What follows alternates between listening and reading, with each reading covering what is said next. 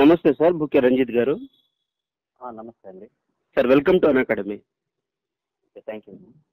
Viewers, ఈరోజు మనతో పాటు బుకే రంజిత్ గారు ఉన్నారు. ఈయన 2019 బ్యాచ్ గ్రూప్ 2 ఆఫీసర్. ప్రస్తుతం ఈయన మండల్ పంచాయత్ ఆఫీసర్గా వర్క్ చేస్తున్నారు. సార్ సక్సెస్ జర్నీని సార్ మాటల్లోనే తెలుసుకుందాం. Welcome to academy once again sir. Thank you sir. Sir, మీ నేపథ్యం చెప్పండి సార్. ఫ్యామిలీ బ్యాక్గ్రౌండ్ గురించి చెప్పండి, ఎడ్యుకేషన్ బ్యాక్గ్రౌండ్ గురించి చెప్పండి. వ్యవసాయ కూలి కుటుంబం. బేసిక్గా మాది బయారం మండలం మంజకొండ విలేజ్. అమ్మ నాన్న కూలి చేసుకుంటూనే ఉండేవాళ్ళు. మేము మొత్తం నలుగురు అన్నదమ్ములం. నేను పెద్దవాడిని. స్కూలింగ్ అంతా నవోదయలో జరిగింది. తర్వాత బీఈడీ చేశాను, ఓయూపీసీఆర్లో ఎంబీఏ చేశాను. 2015లో ఈ గ్రూప్ 2 కోచింగ్ కోసం నాగార్జున స్టడీ సర్కిల్లో జాయిన్ అయ్యాను. సార్ హలో సార్ ఇక అక్కడ నుంచి ఇక ఒక టూ ఇయర్స్ పర్ఫెక్ట్గా అదే ఫోకస్డ్గా ప్రిపేర్ అయ్యాను. అల్టిమేట్గా సక్సెస్ అయ్యాను. ఆల్మోస్ట్ 18 months ప్రిపరేషన్లో నాకు ఇది 5వ job, government job. Great great అండి. ఏ జాబ్స్ వచ్చాయి సార్ మీకు? సివిల్ కానిస్టేబుల్ వచ్చింది 2016 నోటిఫికేషన్. తర్వాత ఫారెస్ట్ బీట్ ఆఫీసర్, అప్పుడు సెక్షన్ ఆఫీసర్ మన ఖమ్మం డిస్టిక్లో సెక్షన్ ఆఫీసర్ పోస్టులు లేవు. బీట్ ఆఫీసర్ ఒకటి వచ్చింది. ఆర్ఆర్బి గ్రూప్ బి వచ్చింది. పంచాయతీరాజ్ డిపార్ట్మెంట్లో ఇంతకుముందు జూనియర్ పంచాయతీ కార్యదర్శిగా చేశాను. తర్వాత ఇది గ్రూప్ 2లో సెలెక్ట్ అయ్యాను సార్.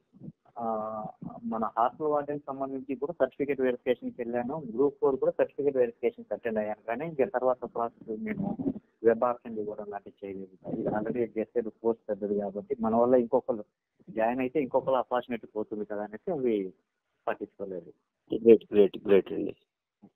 సార్, మీ ప్రిపరేషన్ స్ట్రాటజీ ఏ విధంగా ఉండేది సార్? అంటే మీరు ఏ విధంగా ప్లాన్ చేసుకున్నారు? యాక్చువల్ నా బ్యాక్గ్రౌండ్ వచ్చేసి మ్యాథమెటిక్స్ అండి. మ్యాథమెటిక్స్, కంప్యూటర్ సైన్స్ డిగ్రీలో, ఎలక్ట్రానిక్స్ ఉండేది. నేనేంటంటే మా సీనియర్ సలహా ఇచ్చారు నాకు. ప్రిపరేషన్ మొత్తానికి ఎకానమీ చేంజింగ్ ఫ్యాక్టర్గా ఉంటుంది సబ్జెక్టు. అంటే నేను వాళ్ళు ప్రిఫర్ చేశారు అన్నట్టు నా అకాడమిక్ స్టడీ సర్కిల్లో జాయిన్ అవ్వమని. ఇదేదో నేను ఇన్స్టిట్యూట్ గురించి పబ్లిసిటీ ఇచ్చినట్టు అయిపోతుంది ఉండేది. No issue. అయితే నేను అందులోనే జాయిన్ అయ్యాను. నా ఎకానమిక్ ఫ్యాకల్టీ బాగుంటుందండి. మిగిలిన ఈ జనరల్ స్టడీస్ విషయంలో అన్ని ఇన్స్టిట్యూట్లలో కామన్ ఫ్యాకల్టీ ఉంటారు కదా. సో నేను ఎకానమీలో తీసుకుంటానని అందులో జాయిన్ అయ్యాను. అండ్ మోర్ ఎవర్ సరే, నేను నవోదయలో చదువుకోవడం వల్ల ఏంటో కానీ బుక్స్ రిఫర్ చేసేవాడిని ఈజీగా. ఓకే. నేను ప్రిపరేషన్ స్టార్టింగ్లో కూడా ప్రీవియస్ ఇయర్స్ పేపర్స్ చూశాను. నేను స్టార్టింగ్లో ఆ ప్రీవియస్ ఇయర్స్ పేపర్ ఫస్ట్ చూడడం వల్ల ఏంటంటే way of questioning, A areas మీద ఎక్కువ ఫోకస్ చేస్తున్నారు అనేది ఒకటి క్లారిఫికేషన్ కోసం అది చూసుకున్నాను. అది చూసిన తర్వాత ఒక ఐడియా వచ్చింది అన్నట్టు ఎలా ప్రిపేర్ అవ్వాలి, ఏ ఏరియాస్ మీద ఫోకస్ చేయాలి అని. అలాగే కరెంట్ అఫైర్స్ కూడా కీలకమని రెగ్యులర్గా న్యూస్ పేపర్ రీడింగ్ అనేది ఉండేది. నోట్స్ ప్రిపేర్ చేసుకునేవాడిని సొంతంగా. తర్వాత ఏంటంటే మన యాక్చువల్లీ ఈ ప్రిపరేషన్ అట్మాస్ఫియర్లో ఎలా ఉంటుందంటేనండి, ప్రతి ఒక్కరు ఇన్ఫ్లుయెన్స్ చేస్తూ ఉంటారు. పక్కన ఉన్న ఫ్రెండ్స్ ఎలా అంటే డిఫరెంట్ మా రూమ్ షేర్ చేసుకునేటప్పుడు డిఫరెంట్ ఇన్స్టిట్యూషన్లో కోచింగ్ తీసుకునే వాళ్ళతో రూమ్ షేర్ చేసుకునేవాడిని. అయితే చాలా మంది ఏంటంటే వాళ్ళ ఫ్యాకల్టీలో ఉండే పాజిటివ్స్ ఇలా చెప్పుకుంటూ ఉంటారు. ఒక సబ్జెక్ట్ ప్రిపేర్ అవుతున్నామంటే ఒక్కొక్క ఇన్స్టిట్యూట్లో ఒక్కొక్క సబ్జెక్ట్ ఎక్స్పర్ట్ ఉంటారు కదా. చాలా వరకు వాళ్ళు ఏం చేసే వాళ్ళంటే ఎకానమీ అక్కడ బాగుంటుంది, ఇక్కడ బాగుంటుంది అనేది కాకుండా నేనంటే ఏ సబ్జెక్ట్ అయినా ఫస్ట్ నాకు ఎవరైతే టీచింగ్ చెప్తున్నారో ఆ ఇన్స్టిట్యూట్లో క్లాస్ చెప్తున్నారో, ఏది నేను జాయిన్ అయిన ఇన్స్టిట్యూట్లో ఆ క్లాస్ నోట్స్ మాత్రమే ప్రిపేర్ అయ్యాను ఫస్ట్. వేరే బుక్స్ కూడా ప్రిపేర్ అవ్వలేదు. అంటే ఏ ఇన్స్టిట్యూట్ అయినా కానీ ఏదైతే ఫస్ట్ మనం ఎవరి క్లాస్ అయితే వింటామో ఆ లెక్చర్ సంబంధించినటువంటి మెటీరియలే థరోగా ప్రిపేర్ అయితే ఆల్మోస్ట్ మా ఫ్యాకల్టీ కూడా అదే చెప్పారు. ఏంటంటే వాళ్ళ మెటీరియల్ మనం థరోగా ప్రిపేర్ అంటే ప్రతి రీడింగ్కు మనకు ఒక కొత్త పాయింట్ కొత్త పాయింట్ అర్థం అవుతూ ఉండాలి. ఎప్పుడైతే మనం ఆ రీడింగ్స్ ఇస్తూ ఉంటామో అందులో కొత్తదనం లేదు అనిపించినప్పుడు మాత్రమే వేరే బుక్స్ రెఫర్ చేయడం స్టార్ట్ చేశాను నేను. సార్, సో ఆ విధంగా అంటే ప్రతి సబ్జెక్ట్ అదే విధంగా చేశారా సార్? Only economy? అంటే ఇందులో కూడా ఒక చిన్న లాజిక్ ఏంటంటేనండి, మనం ఒక బుక్ ఏదైనా ఒక సబ్జెక్ట్ సంబంధించి ఒక బుక్ ప్రిఫర్ చదివే ముందే పక్కన ఉన్న ఫ్రెండ్స్ వచ్చి ఈ బుక్ ఆ బుక్ అనేటప్పటికి మనం ఏం చేస్తామంటే ఎక్సైట్మెంట్ లో మనం చదువుతున్న సబ్జెక్ట్ విషయాన్ని పక్కన వేసి మెటీరియల్ గ్యాదరింగ్ మీద పడిపోతాం. ఒక్కొక్క సబ్జెక్ట్ సంబంధించి మార్కెట్ లో చాలా బుక్స్ దొరుకుతాయి కాబట్టి ఒక్కొక్క సబ్జెక్ట్ సంబంధించి ఒక్కొక్క ఆథర్ వాళ్ళకి సంబంధించిన బుక్స్ తీసుకొచ్చేటప్పటికి సబ్జెక్ట్ మనం చదివే విషయాన్ని మనం కలెక్ట్ చేసిన మెటీరియల్ చాలా హెవీ కనబడుతుంది. యాక్చువల్లీ మానసికంగా మనిషి అప్పుడే చచ్చిపోతాడండి అసలు ఇదంతా చదవాలా అనేది. సో ఆ మెటీరియల్ గ్యాదరింగ్ కాకుండా ఫస్ట్ మనం విన్న క్లాస్ నోట్స్ ని బాగా ప్రిపేర్ అయితే తర్వాత వేరే బుక్ ఖచ్చితంగా వేరే బుక్ చదవాల్సిందే, రెఫర్ చేయాల్సిందే. కాకపోతే అప్పుడు ఈజీగా ఉంటుంది మనకు. మన క్లాస్ నోట్స్ నుంచి నేర్చుకున్న విషయానికి ఇంకేది యాడ్ చేసుకోవాలి, అందులో ఉన్న కొత్త విషయాలు ఏంటి అనేది మనకు అర్థమైపోతూ ఉంటుంది ఈజీగా. అది యాడ్ చేసుకోవడానికి ఈజీగా ఉంటుంది, ప్రిపరేషన్ ఈజీగా ఉంటుంది, టెన్షన్ పడాల్సిన అవసరం ఉండదు.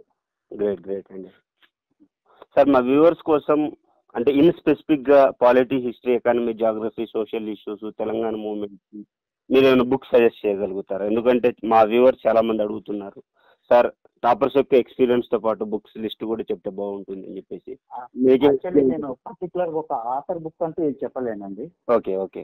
ఏదైనా ఫస్ట్ మన క్లాస్ ఎవరైతే ఏ లెక్చర్ అయినా కానివ్వండి, ఎవరైతే మనకు ఫస్ట్ క్లాస్ లో చెప్తారో అతని బుక్ చదవడం ఫస్ట్ బెస్ట్ అండి. అది తరువుగా చదివిన తర్వాత మాత్రమే వేరే బుక్స్ చదవడం. అందులో ఉన్న మనం కవర్ చేయని మన లెక్చర్ లో మనం విన్న దాంట్లో, మనం చదివిన దాంట్లో, మన నోట్ లో మనం కవర్ చేయని విషయాలు ఏమైనా ఉంటే యాడ్ చేసుకుంటూ వెళ్ళిపోవాలండి. అల్టిమేట్ గా మనకానే చాలా పెద్ద ఐ మీన్ చాలా ఇన్ఫర్మేషన్ గ్యాదర్ చేసిన వాళ్ళం అవుతాం. అంతే తప్ప వాళ్ళు సజెస్ట్ చేశారు, వీళ్ళు సజెస్ట్ చేశారని నెంబర్ ఆఫ్ బుక్స్ తీసుకురావడం కన్నా number of times okay book ని చదవడం ఈజీ అండి. సక్సెస్ అవడానికి ఈజీగా ఉంటుంది అది. గ్రేట్ గ్రేట్ అండి. అది చిన్నప్పుడు లైక్ బాగా చదివే వాళ్ళకే మంచి జాబ్స్ వస్తాయా, లేదు అనుకుంటే ఎలా ఉన్నా సరే స్కూల్ లెవెల్లో ఏ విధంగా ఉంటే మంచి జాబ్స్ వస్తాయి సార్? చిన్నప్పటి నుంచి బాగా చదివితేనే జాబ్ వచ్చే పరిస్థితి ఉంటే మరి అందరు క్లాస్ టాపర్లో గవర్నమెంట్ ఎంప్లాయీలు అవ్వాలి కదండి. అండ్ మోర్ ఎవర్ అంటే యాక్చువల్ నేను ఇక్కడ ఎవరిని తక్కువ చేసి మాట్లాడుతున్నాను కాదు. ఇప్పుడు మా క్లాస్లో ప్రతి క్లాస్లోనూ యావరేజ్ స్టూడెంట్స్ ఉంటారు, ఎక్సలెంట్ స్టూడెంట్స్ ఉంటారు, బిలో యావరేజ్ వాళ్ళు ఉంటారు. సరే పరిస్థితుల ప్రభావం చదువు రాని వాళ్ళు కూడా ఉంటారు. సరే రాని అనే పదం కాదు కానీ ఒక 20-30% మార్క్స్ తెచ్చుకునే వాళ్ళు ఉంటారు. నేను మా సర్కిల్లో కూడా అరే వీళ్ళు భవిష్యత్తులో ఎలా సెటిల్ అవుతారా అని జాలిపడ్డ మా ఫ్రెండ్స్ మాకంటే ముందు సక్సెస్ అయ్యారండి. అండ్ ఆల్మోస్ట్ పిహెచ్డీ చేసి మంచి పొజిషన్ లో ఉన్నారు వాస్తవానికి. సూపర్ అండి. అంటే నాకు అనిపించింది ఏంటంటేనండి, చిన్న వయసు పెద్ద వయసు అనేది సార్ మనిషిలో మార్పు రావాలి, సక్సెస్ అవ్వాలి అనే మార్పు వస్తే చాలండి, ఆటోమేటిక్ గా అంత చేంజ్ అయిపోతుంది. అంటే ఆ మార్పు ఏ విధంగా వస్తుంది సార్? అంటే ఒక విద్యార్థి దశలో తను తప్పుని ఏ విధంగా తెలుసుకోవాలి, లేదు అనుకుంటే ఒక కాంపిటీషన్. నేను అనుకోవడం తప్పు తెలుసుకోవడం అని కాదండి. యాక్చువల్లీ ఇప్పుడు ఎంత ఎలా ఉన్నా కానీ మన పక్కన ఇన్స్పైర్ చేయడానికి ఏదో ఒక ఇన్సిడెంట్, మన ఫ్రెండ్స్ లోనే ఒక మంచి పొజిషన్ లో ఉన్న పర్సన్ ని చూసి ఇన్స్పైర్ అవ్వచ్చు. ఓకే, ఇదేనా మన లైఫ్? ఇప్పుడు యాక్చువల్లీ వచ్చిన విషయం చెప్పాలంటేనండి, నన్ను మోటివేట్ చేసిన విషయం, నేను కూడా అందరిలానే చదువుకున్నాను.